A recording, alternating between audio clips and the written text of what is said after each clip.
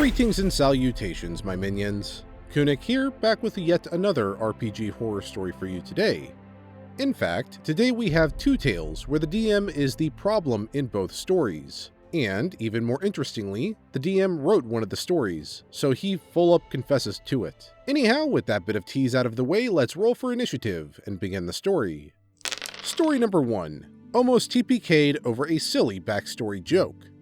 To preface, I am the GM, and this was entirely my own dumb fault. Well, at least he's being honest. I have been GMing for a lovely group of players for almost a year now.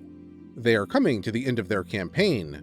They have just completed a big quest to get a bunch of lore about why bad things happened in history, and have got a MacGuffin to stop the big villain repeating history, and are now on their way back to their homeland for the big finale. They are traveling overseas, which they have not yet done in the campaign, on Kontiki Polynesian-style rafts. Now, it is notable that one of the players, way back when creating his character, decided his backstory would be this. He was a humble fisherman, blown away by a storm and capsized into the ocean, whereupon he was transformed into a fish. He lived as a fish for several years before drifting ashore and turning back into a human. To this day, he doesn't know how or why he was transformed into a fish. Certainly an odd detail to throw into your backstory, but hey, whatever floats your boat.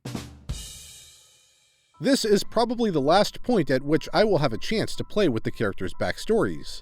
So I decided to resolve this old issue by creating a powerful ocean spirit who is convinced that sea life is vastly superior to land life, and wishes to bless all land animals with the true joy of aquatic life. It was this spirit who the PC, Greg, ran into in his backstory.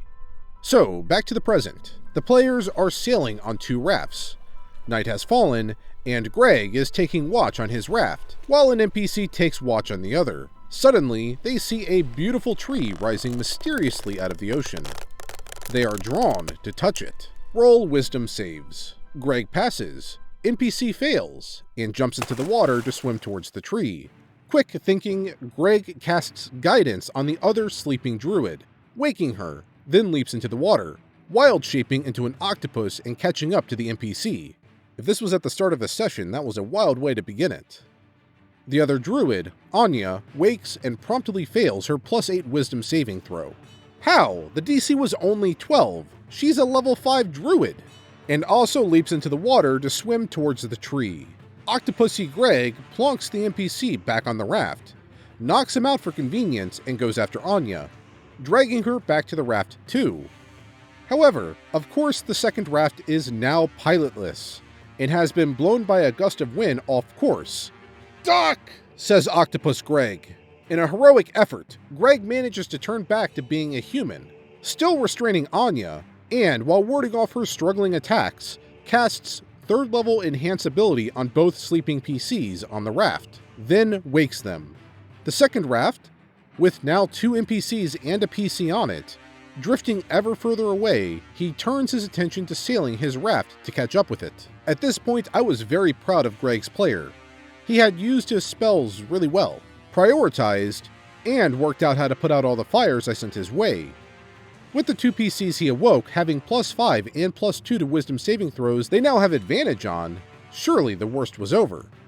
Anya leaps back into the water, being freed, but surely one of the other PCs can deal with her. Nope. Yeah, it's not going to be that easy.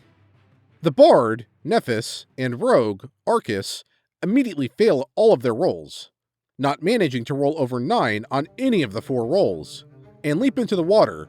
"Doc!" says Greg, as he secures the rafts together, hops onto the second raft, and this time takes the precaution of tying the last PC, a fighter, up. It's going to take you a couple of turns of swimming to reach the tree, I desperately tell the PCs in the water. I have something to magically increase my speed. Immediately reply both the Rogue and the Bard. Okay then. The Rogue and the Bard reach the tree and get turned into squid and a porpoise, respectively. No longer charmed, but very much not human. Fabulous. MVP Greg wakes the final PC, who promptly fails his wisdom saving throw with the outstanding roll of a 0. "Well, of course," says Greg, leaping back into the water and wild shaping once more into an octopus and catching Anya right before she reaches the tree. Greg manages to drag Anya back to the rafts and restrain her in some fishing net. He then knocked out both remaining NPCs, who had by this point woken up. A porpoise, aka Nephis, propelled itself sadly onto the raft. There is a squid. At this point, I called an end to the session, as we were running late and I had no idea what to do. Greg was sat on the raft, surrounded by 3 unconscious NPCs, 2 tied up bewitched PCs, and 2 aquatic animals, all because I wanted to give a little shout out to his backstory. This is the closest the party has come to a complete wipeout, and I'm not sure how I can resolve this with only one cognizant human PC. FML. Yeah, the entire way through that was a complete train wreck. Greg was totally the MVP though, and considering it was related to his backstory, that's really cool, but at the same time, wow, how do you turn a joke like that into almost completely wiping out the party? And with all of that advantage, how do they consistently fail the wisdom saving roll? I mean, he gave them advantage and pluses to their rolls, and yet they still failed. One of them rolled a 0. How do you do that? I guess only in D&D something like that could happen. Anyhow, onwards to story number 2, where a Call of Cthulhu campaign is run by a very racist DM. I am fairly new when it comes to online play. I had yet to sit down with a group of people I do not know and play any kind of tabletop role-playing game. This was my first experience. And I'm already feeling very sad for the OP knowing that this is an RPG horror story. I was in a Discord server, and in that server there was a #LookingForGroup channel. So I peeked inside and saw one that stood out for me. Call of Cthulhu 7th edition one-shot looking for 2 more players. Being a forever DM, since 2004, I jumped at the chance. I have loved to DM Call of Cthulhu in the past, and I thought that I would really enjoy being a player not knowing what to expect from my character. So, I join the group and get added to the call, where we sit down and have a session 0. This is highly unusual for any Call of Cthulhu scenario to have, unless you are doing a big campaign.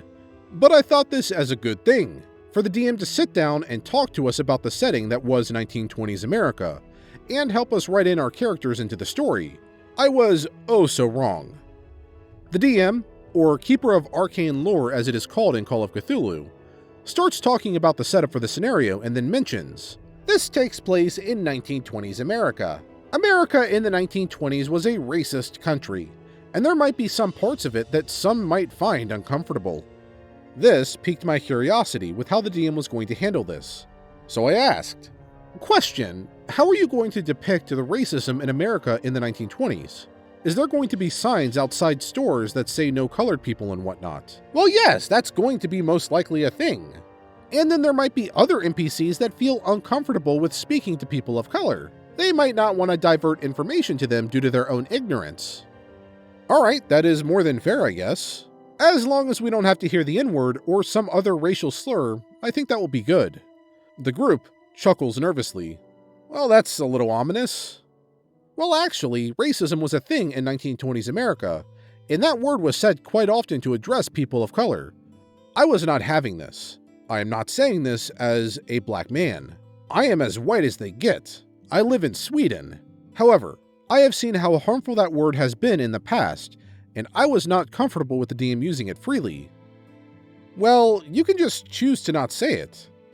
That would be highly unrealistic, since America was racist in the 1920s. Well, I don't feel comfortable with a white man such as yourself using a game as an excuse to utter racist slurs. Look, this game is not for snowflakes. If you do not like that, you can leave. Nobody is forcing you to be here.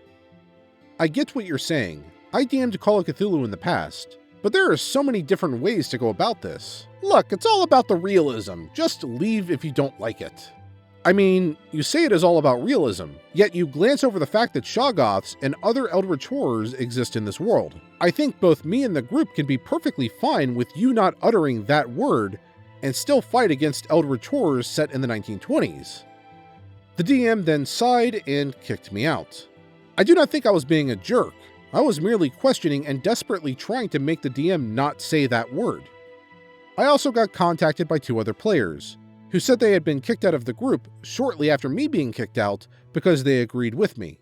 End post. Okay, look, I'm all for realism. As much as the next guy, I'm a bit of a history nerd, but at the same time, we're not in the 1920s, we're in the 2020s. It is not appropriate to use that word even if you want it to be in a realistic setting, especially given how controversial that topic still is in today's world. Times have changed. This would be equivalent to running a 1990s campaign and using a lot of homophobic slurs. In 2020, that's not going to fly, even if for the time period it would be accurate. So yeah, if you're going to DM and have this be your setting, just look, steer clear from anything that could offend others. Anyhow, that is it for today's stories. If you liked them, the source to both are in the description below. And if you liked the video and you want to see more videos just like this one, be sure to hit that subscribe button and bell notification icon to be notified of my future videos. And while you wait for those future videos, here are a few other videos from my channel that you can watch in the meantime.